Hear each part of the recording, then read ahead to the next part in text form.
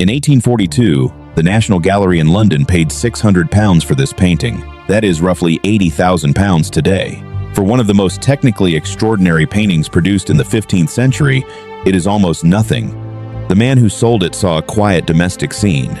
2 people, a small room, a dog. He was not wrong about what he saw. He was wrong about what was inside it. Because buried in this painting is something that should have been impossible.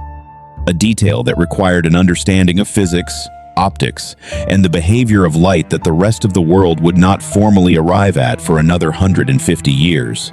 Scholars spent 6 centuries arguing about the couple standing in that room. Nobody stopped to ask the more fundamental question.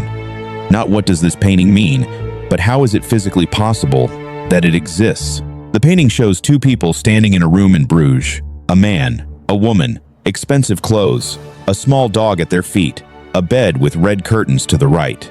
At first glance, it looks quiet, domestic, unremarkable. That is exactly what it wants you to think. Look at the chandelier above them, brass, 6 arms curving outward. The light from the window on the left hits each arm differently, and on every curve, Van Eyck painted a tiny bright point where the light bends around the metal. Not an impression of shine, not a general glow. Individual optical events, each one placed exactly where the laws of physics say it would appear if this chandelier existed in this room with that window at that angle. He painted that in 1434 with brushes made of animal hair. Now look at the woman's dress. The green fabric pools at the floor. It folds over itself. Each fold catches the light slightly differently. Conservators examining this painting under magnification found brushwork so fine they believe Van Eyck used a brush containing a single hair for certain details. A single hair. This is not ordinary technical skill. This is something else. And the mirror on the back wall is where it becomes impossible. Look at the mirror. It is small, roughly the size of a dinner plate, and it is convex, curved outward toward you. Inside it, Van Eyck reflected the entire room, the window, the couple standing in the center, the doorway behind them, and in that doorway, 2 figures. One of them is Van Eyck himself. We know this because he wrote his name directly on the wall above the mirror.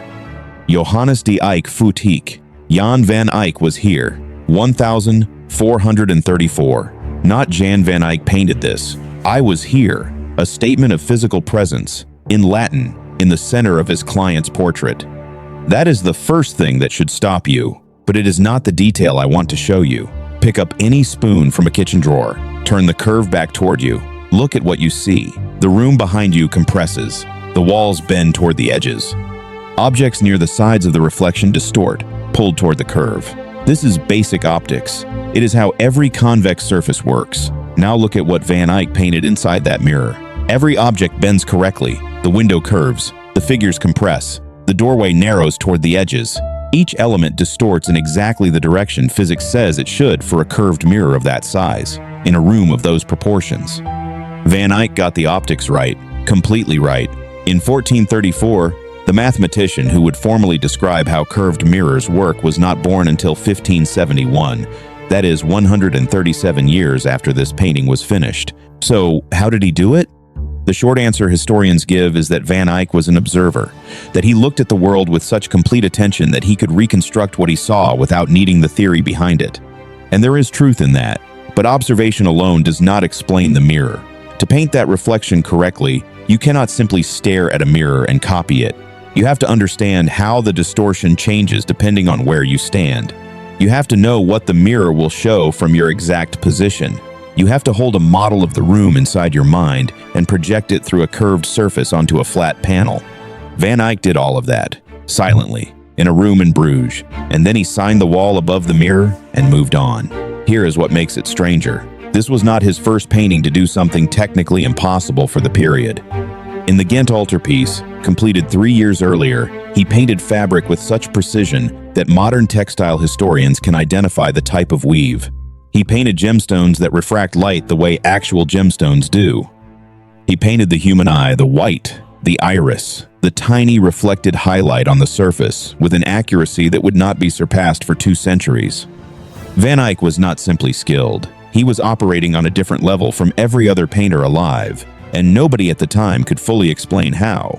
Now, the question that has consumed 600 years of scholarship. What is actually happening in this room? In 1934, an art historian named Erwin Panofsky published an analysis that changed how everyone read this painting. He said it was a wedding portrait. The raised hand of the man was an oath. The joined hands were vows. Van Eyck's inscription was a legal witness statement. The dog between them was a symbol of fidelity. The single candle burning in the chandelier, visible even in daylight, was God watching over the ceremony. It was a brilliant argument. It was taught in universities for 70 years. It became the accepted truth. Then, in 2003, an art historian named Margaret Coster went to the archives in Florence.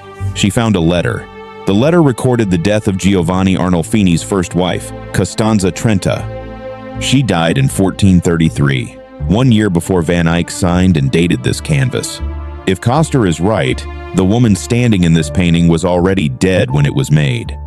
Look at the chandelier again. Above the man, one candle burns. Above the woman, the candle socket is empty. Wax drips down the side.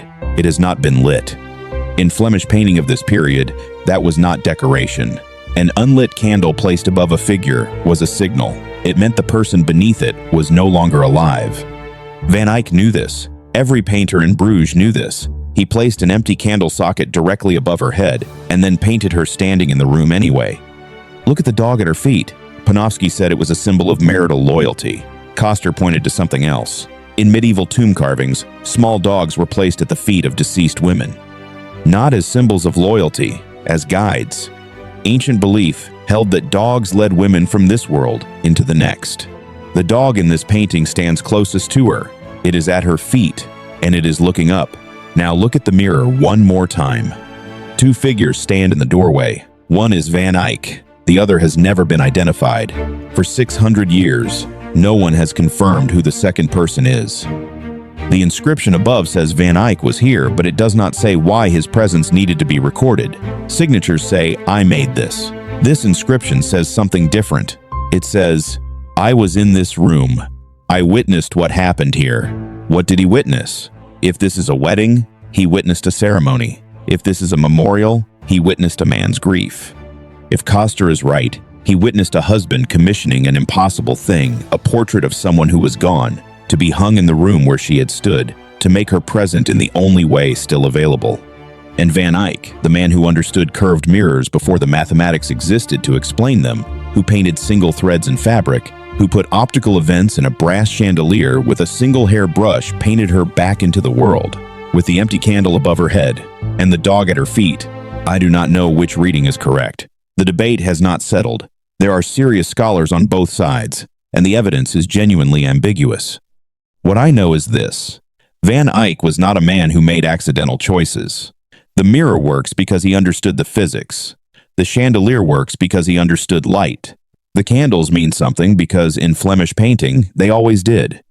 He left everything in this painting for a reason. Every object, every symbol, every optical effect. The question is whether you are looking at a celebration or a memorial, a beginning or an ending. If you ever stand in front of it in London, do not look at the couple first. Look at the candles. One burning, one dark. Then decide what you think was happening in that room. If you have a theory about the mirror, about the woman, about what Van Eyck was witnessing when he wrote his name on that wall, leave it below. I read every one. And if you want to keep looking at the things these paintings are hiding, there is one more waiting for you.